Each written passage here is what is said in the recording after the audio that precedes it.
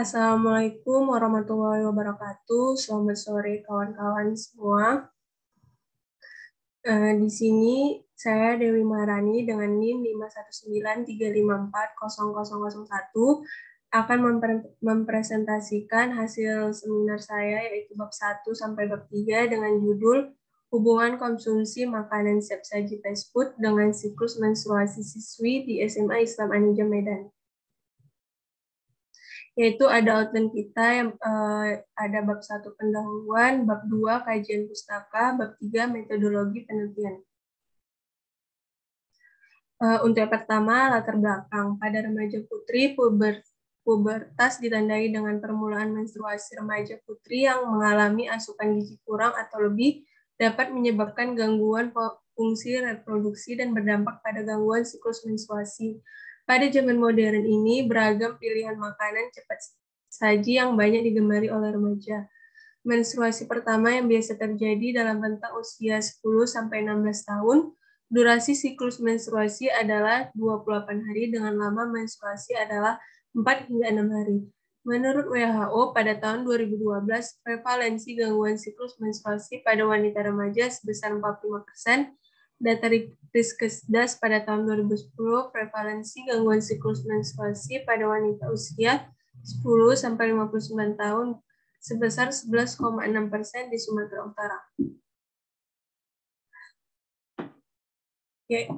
Selanjutnya ada identifikasi masalah, yaitu kebiasaan konsumsi makanan siap saji fast food pada siswi di SMA Islam Anija Medan, kurangnya fasilitas sekolah dengan kantin yang tidak menyediakan makanan siap saji.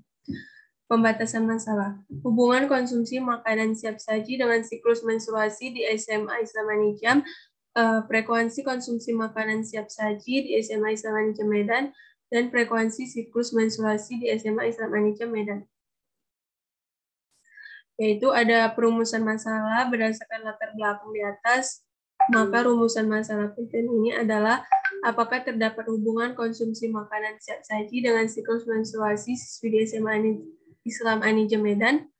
Tujuan penelitian yaitu untuk mengetahui hubungan konsumsi makanan siap saji dengan siklus menstruasi siswi di SMA Islam Anija Medan. Manfaat penelitian yaitu penelitian ini diharapkan dapat memberikan manfaat secara teoritis yang dapat berguna sebagai referensi dan menambah pemikiran bagi akademik gizi. Manfaat praktisnya yaitu sebagai sarana informasi tentang konsumsi makanan siap saji yang dapat menyebabkan gangguan siklus menstruasi pada remaja sehingga baik untuk remaja untuk mengubah perilaku konsumsi makanan.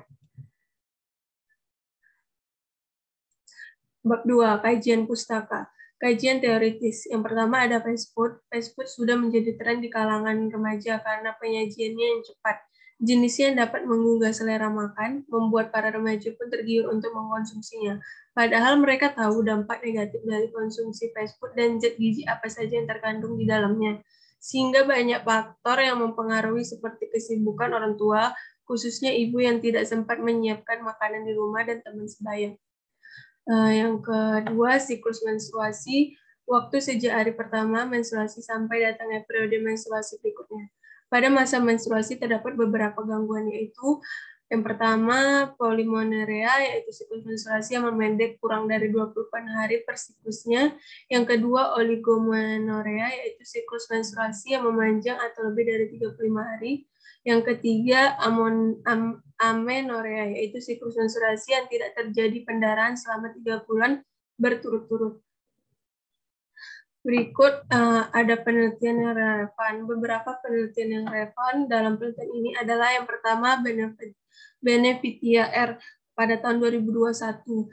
Terdapat judul penelitian yaitu hubungan kebiasaan konsumsi fast food dan stres terhadap siklus menstruasi pada remaja putri SMA Negeri 12 Kota Bekasi. Di sini terdapat tambahan satu variabel yaitu variabel stres dengan rancangan penelitian cross-sectional. Dengan hasil ada hubungan signifikan antara konsumsi makanan siap fast food dengan siklus menstruasi. Yang kedua, ada hubungan dengan signifikan antara tingkat stres dengan siklus menstruasi.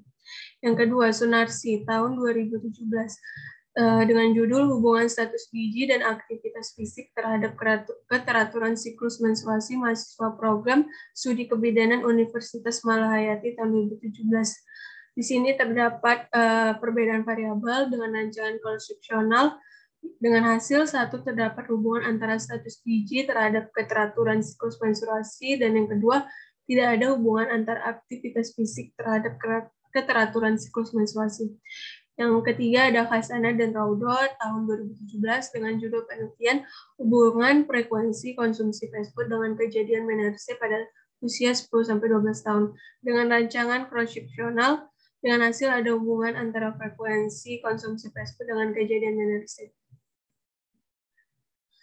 Berikut ada kerangka berpikir, ada kerangka konsep, dan kerangka teori.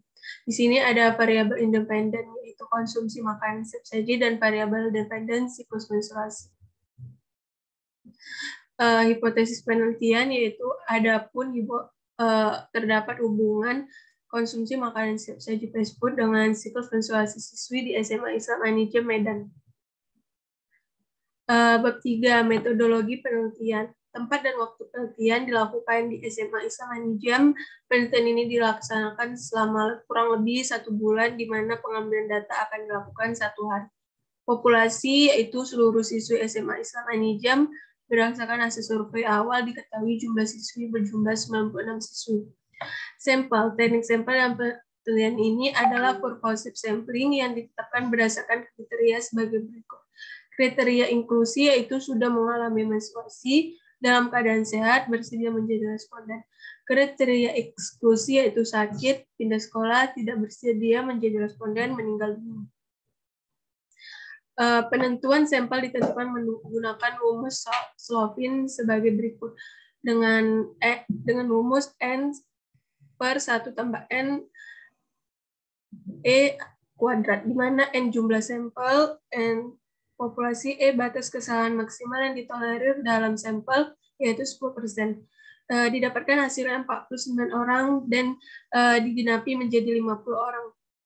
Lalu desain penelitian ini bersifat deskripsi analitik dengan rancangan penelitian konstruksional.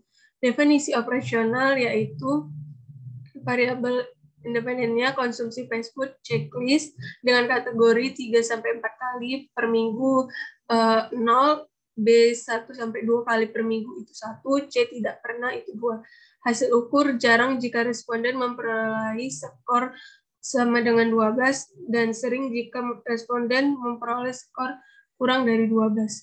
Value jarang dan sering dengan skala ordinal.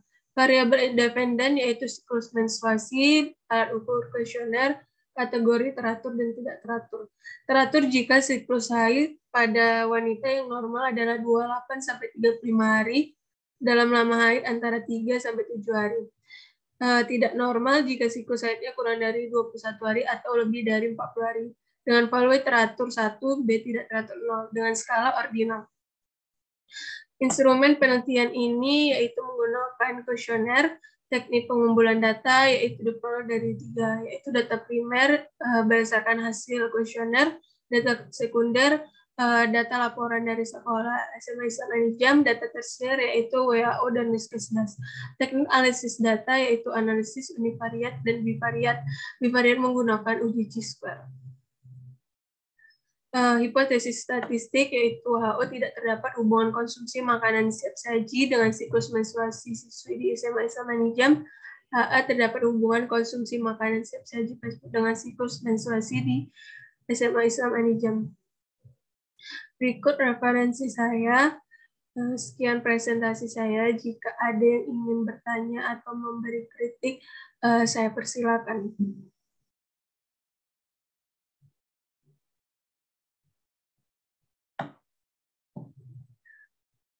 Ya, kepada seorang Anggi dipersilakan.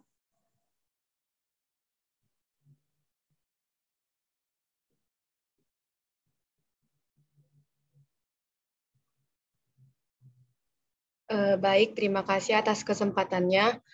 Saya ingin bertanya, tadi kan di penentuan sampel Saudara Dewi, saya melihat mendapatkan hasilnya itu 50 orang. Nah, bagaimana jika sampelnya Dewi itu nggak memenuhi, misalnya yang memenuhinya itu hanya 30 orang, itu bagaimana ya? Terima kasih. Baik, langsung saja saya jawab. Terima kasih pertanyaannya, Anggi. Jadi di sini jika sampel saya belum terpenuhi, saya akan mengambil data dari populasi yang belum saya teliti untuk memenuhi jumlah sampel penelitian saya. Tapi di sini saya akan berusaha semaksimal mungkin untuk memenuhi jumlah sampel saya dalam waktu yang saya tentukan. Begitu, Anggi. Apakah dapat diterima? Baiklah, jadi diambil dari populasinya ya. Iya. Terima kasih Dewi. Sama-sama. Ada lagi yang ingin bertanya atau memberikan kritik saran?